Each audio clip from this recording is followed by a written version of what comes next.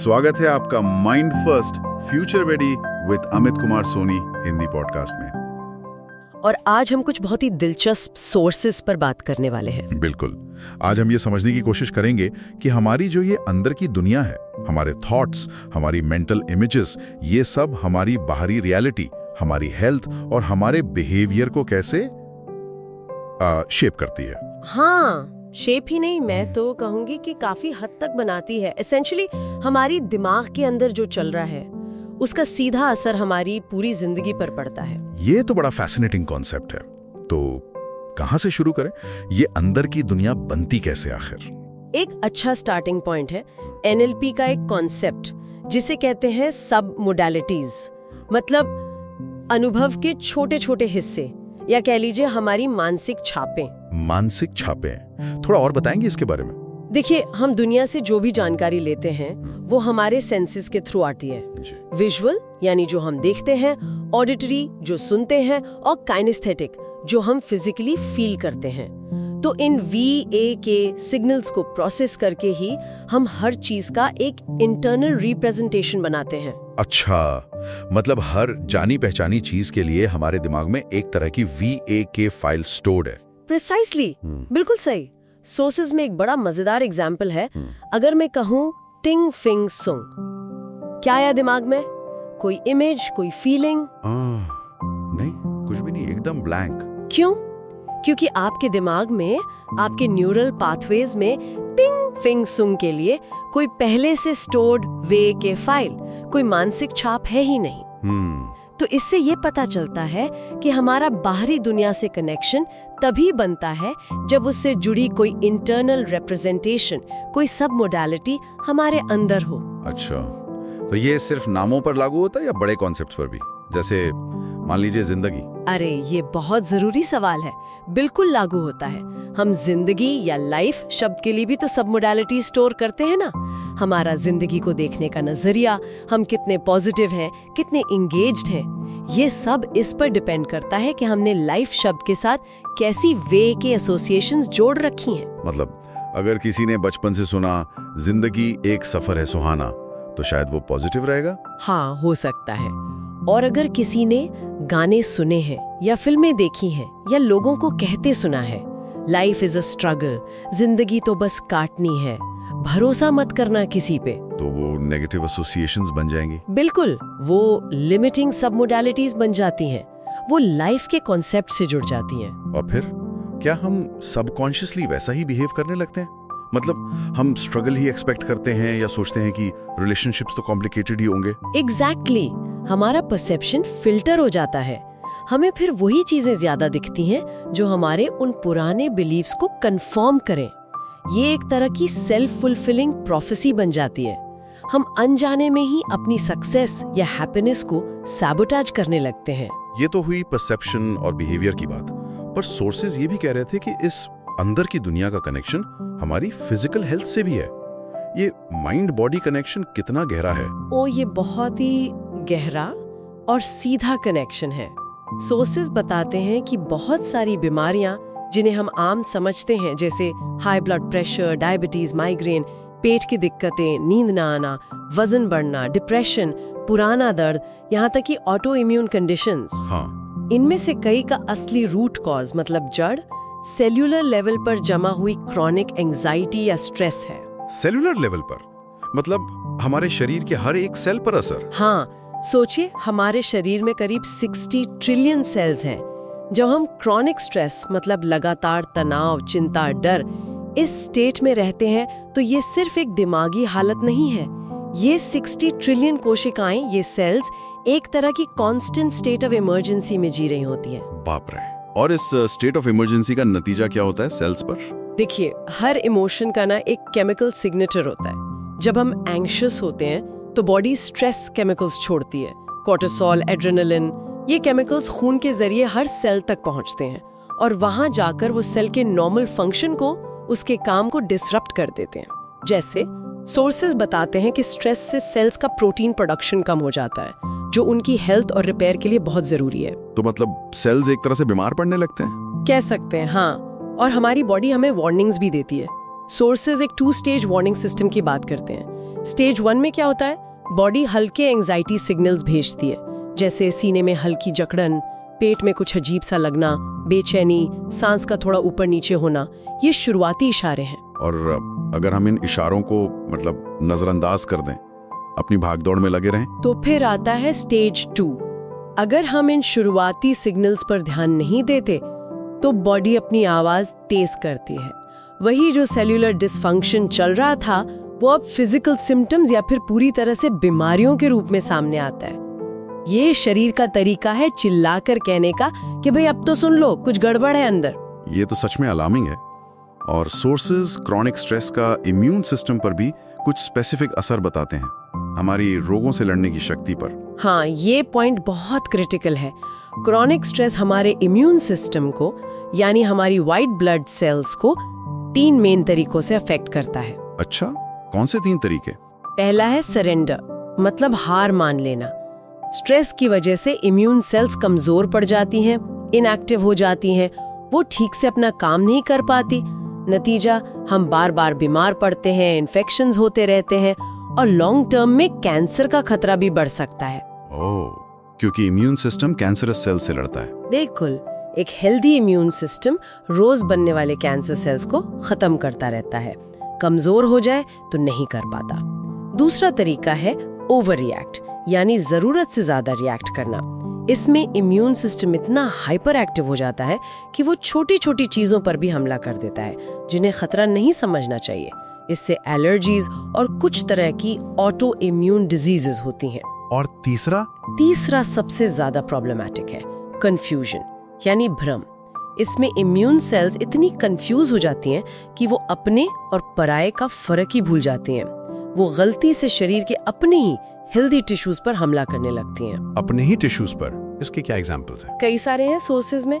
जैसे अगर immune cells बालों की जड़ों, हेयर फॉलिकल्स पर हमला करें तो एलोपेशिया होता है, बाल झड़ने लगते हैं। अगर जोड़ों पर हमला करें तो यूमेटॉइड आर्थराइटिस, थायराइड ग्लैंड पर तो थायराइड की समस्याएं, स्किन पर तो सोरियासिस, पैंक्रियास के बीटा सेल्स पर जो इंसुलिन बनाते हैं तो टाइप 1 डायबिटीज।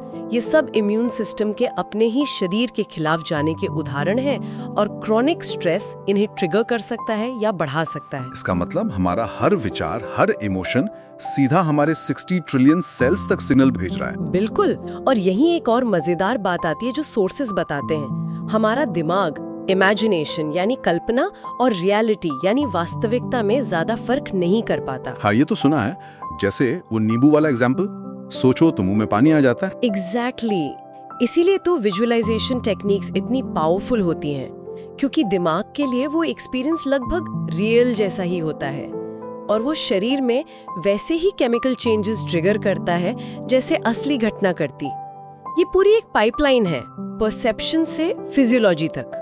ये पाइपलाइन परसेप्शन से फिजियोलॉजी, ये कैसे काम करती है, थोड़ा और समझा सकती हैं? जरूर।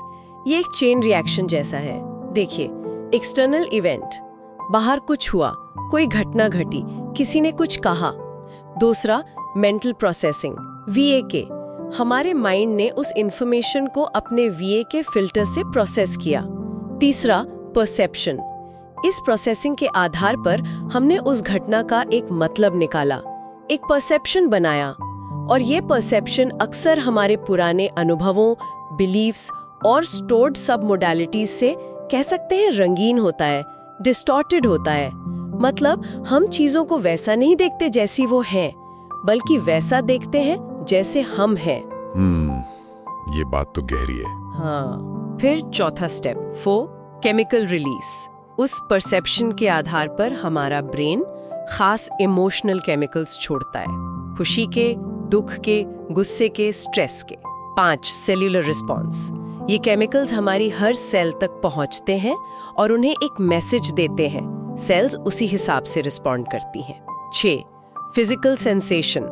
हमें शरीर में सेंसेशंस महसूस होती हैं, दिल तेज धड़कना, पेट में गड़बड़, रिलैक्सेशन, कुछ भी। 7, बिहेवियर।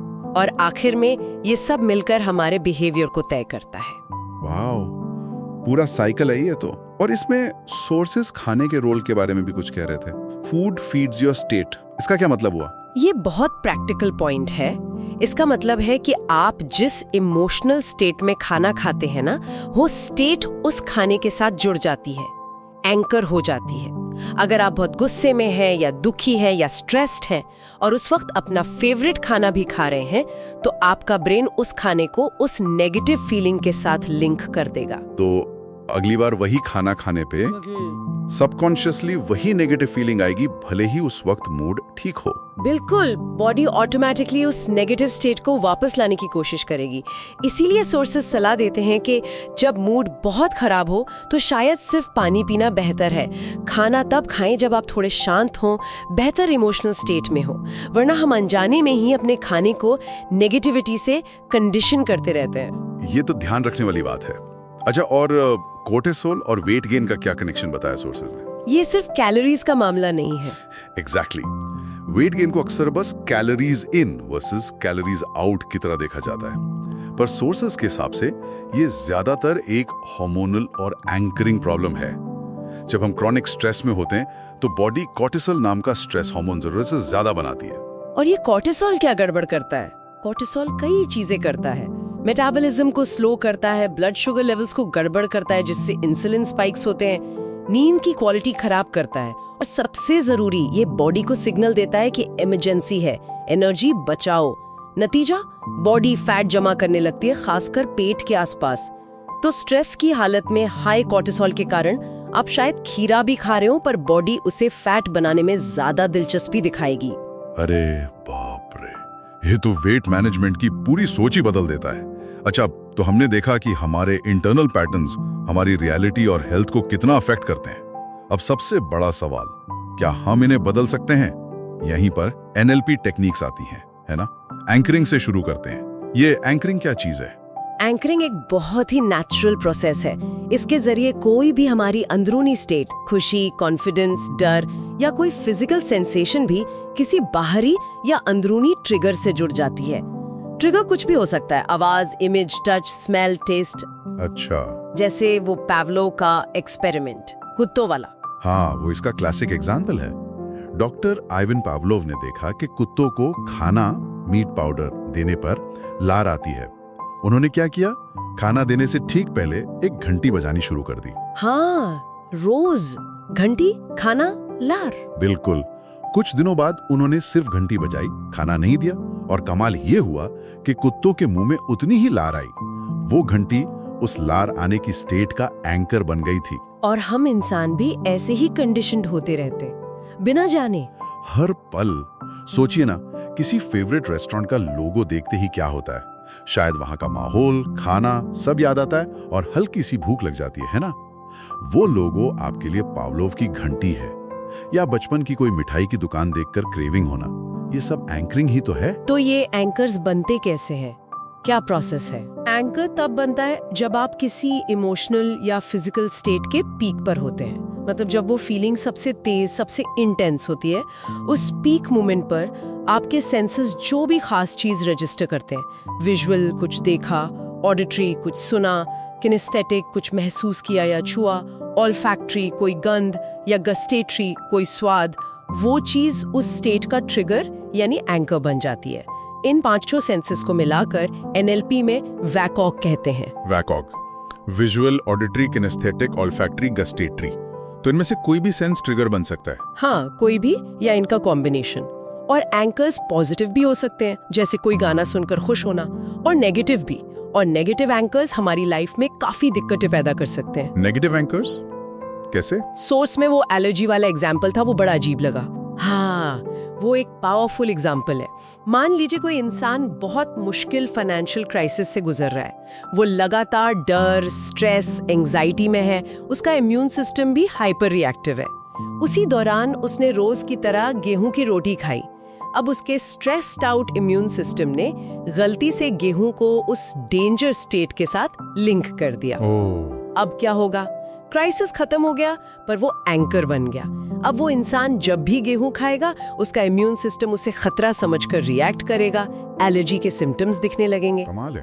तो एलर्जी का कनेक्शन सिर्फ खाने से नहीं, उस वक्त की इमोशनल स्टेट से भी हो सकता है। बिल्कुल, और ये कंपाउंड भी हो सकता है। मान लीजिए एलर्जी रिएक्शन के वक्त आपने कोई खास परफ्यूम लगाया था या च्यवनप्राश खाया था, अब वो स्मेल या टेस्ट भी उस रिएक्शन का एंकर बन सकता है। इसीलिए लोगों को वक्त के साथ और चीजों से भी एलर्जी होने लगती है।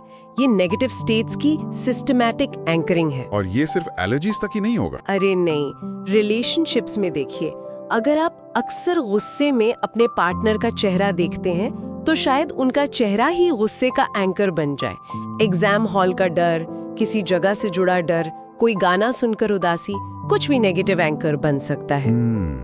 लेकिन अच्छी बात यह है कि हम कॉन्शियसली पॉजिटिव एंकर्स भी बना सकते हैं।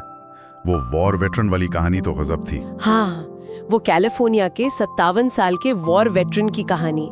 उन्हें लंग कैंसर हुआ। डॉक्टर्स ने कहा 18 महीने से ज्यादा नहीं।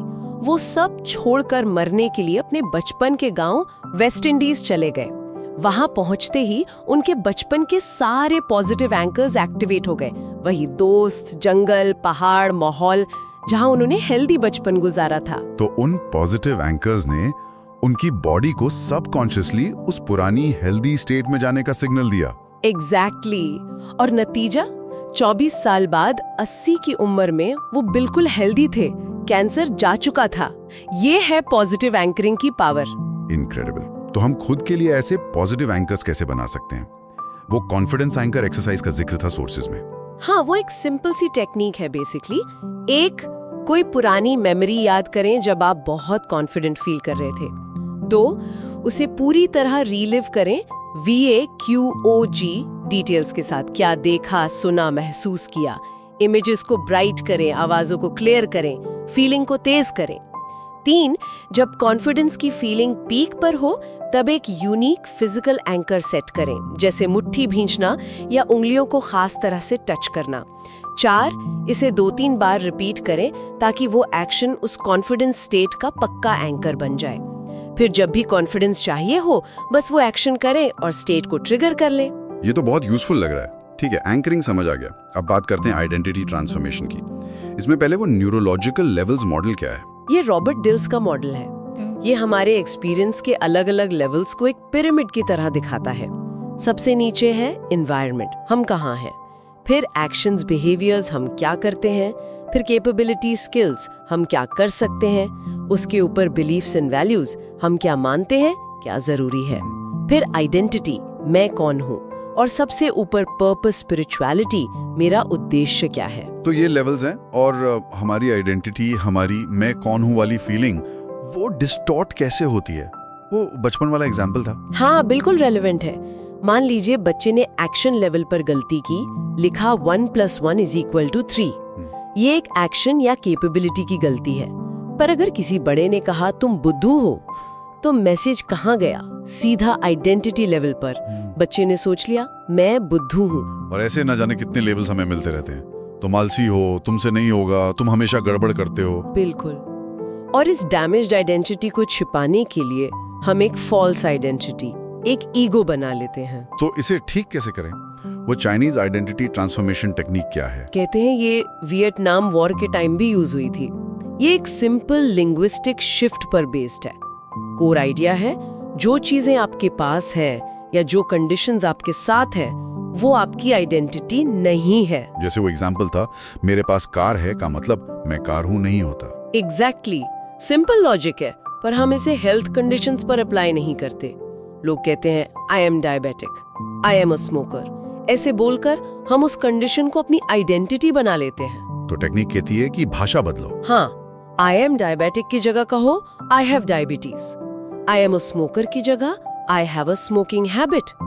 इससे आप कंडीशन को खुद से अलग करते हैं। फिर और डीपली सोचिए, क्या वो कंडीशन 24/7 रहती है? नहीं। मैं ज्यादातर समय एक हेल्दी इंसान हूँ जिसे कभी कभी अस्थमा के पैटर्न्स होते हैं। अच्छा। I am a healthy person who sometimes experiences patterns of asthma. हाँ, ये सिर्फ शब्दों का खेल नहीं, ये आइडेंटिटी लेवल पर शिफ्ट है। ये सबकॉन्शियस माइंड को एक नया पॉजिटिव ब्लूप्रिंट देता है। ये वाकई पावरफुल है, भाषा का इतना असर। हाँ, ये लास्टिंग चेंज का फाउंडेशन है। आइडेंटिटी लेवल पर चेंज ना हो तो बाकी लेवल्स पर बदलाव टेम्पररी हो सकते हैं। सोर्सेज में कुछ और टेक्निक्स के नाम भी थे, golden ball, switch, rewinding, 6 step reframing, anxiety washing, इनके बारे में थोड़ा सा। हाँ, ब्रीफली बता दे क्या। Golden ball technique positive experiences को जमा करके एक्सेस करने में मदद करती है। स्विच टेक्निक अनवांटेड हैबिट्स बदलने के लिए है। रिवाइंडिंग टेक्निक पुरानी पेनफुल मेमोरीज का असर कम करने के लिए। 6 स्टेप रीफ्रेमिंग अंदरूनी कॉन्फ्लिक्ट सुलझाने के लिए। और एंजाइटी वॉशिंग सेलुलर लेवल पर जमा एंजाइटी को रिलीज करने के लिए। बेसिकली ये सब टूल्स हैं अपने इंटरनल वर्ल्ड को मैनेज और ट्रांसफॉर्म करने के लिए। बहुत खूब। तो आज की इस पूरी बातचीत को अगर हम समराइज करें तो की टेकअवेज क्या होंगे लिसनर्स के लिए? देखिए, सबसे पहला और सबसे जरूरी टेकअवे तो ये है कि हमारी अंदर की दुनिया, हमारे विचार, हमारी मेंटल इमेजेस, बिलीव्स, एंकर्स, ये सिर्फ ख्याली पुलाव नहीं है। ये सीधे सीधे हमारी बाहर की दुनिया को, हमारी हेल्थ, रिलेशनशिप्स, सक्सेस, हैप्पीनेस को कंट्रोल करती हैं। माइंड और बॉडी अलग नहीं, एक ही सिस्टम है। और दूसरा पॉइंट कि क्रॉनिक स्ट्रेस सिर्फ एक फीलिंग नहीं, ये एक फिजियोलॉजिकल रियलिटी है जो हमारे सेल्स को अफेक्ट करती है और बीमारियों की जड़ बन सकती है, खासकर इम्यून सिस्टम को कंफ्यूज करके। हमारी सोच हमारी बायोलॉजी बन सकती है। एग्जैक्टली। लेकिन तीसरा और सबसे एम्पावरिंग टेकअवे ये है कि हम इस सिस्टम के विक्टिम नहीं हैं, हम इसके एक्टिव क्रिएटर्स बन सकते हैं। NLP जैसी टेक्निक से हम अपने इंटरनल पैटर्न्स को समझकर कॉन्शियसली बदल सकते हैं। एंकरिंग से स्टेट्स मैनेज कर सकते हैं, आइडेंटिटी ट्रांसफॉर्मेशन से सेल्फ परसेप्शन बदल सकते हैं, और भी बहुत कुछ। तो मैसेज ये है कि अपनी अंदर की दुनिया की जिम्मेदारी लेना ही बाहर की दुनिया बदलने का पहला कदम है। हम सिर्फ इंफॉर्मेशन लेने वाले नहीं, अपने एक्सपीरियंस के निर्माता हैं। बिल्कुल सही कहा। और आखिर में बस एक सवाल छोड़ जाते हैं सोचने के लिए। अगर हमारा दिमाग कल्पना और हकीकत में फर्क नहीं कर सकता और हमारे विचार सच में हमारे सेल्स को बदलते हैं, तो जो रियलिटी हम आज एक्सपीरियंस कर रहे हैं वो कितनी असली है और कितनी हमारी अपनी ही इंटरनल प्रोग्रामिंग का नतीजा है। जरूर सोचिएगा इस पर। धन्यवाद आपका the mindful intelligence Hindi podcast सुनने के लिए। अगर आज का एपिसोड आपको अलग सोचने, सीखने या बेहतर जीने के लिए इंस्पायर करे तो इसे शेयर जरूर करें उन लोगों के साथ जो कॉन्शियसली ग्रो करना चाहते हैं। हर हफ्ते नई रिसर्च, इंसाइट्स और माइंडफुल टूल्स के साथ जुड़े रहिए। याद रखिए, AI आपकी जिंदगी को तेज बना सकता है, लेकिन अवेयरनेस उसे बेहतर बना सकता है। आप इस पॉडकास्ट को सब्सक्राइब जरूर करें ताकि आप फ्यूचर के एपिसोड सुन सकें जो आपके माइंड को नए तरीके से डिजाइन करेंगे एक सक्सेसफुल और हैप्पी लाइफ के लिए। अगर कोई स्पेसिफिक टॉपिक है जिसके बारे में आप ज्यादा जानना चाहते हैं तो अमित को लिंक्डइन पर या उनकी ईमेल amitsoni.id@gmail.com पे रीच आउट कर सकते हैं। अगली बार फिर मिलेंगे एक नए एपिसोड के साथ। तब तक याद रखें, बेटर माइंड्स बेटर वर्ल्ड। धन्यवाद, अपना ख्याल रखें।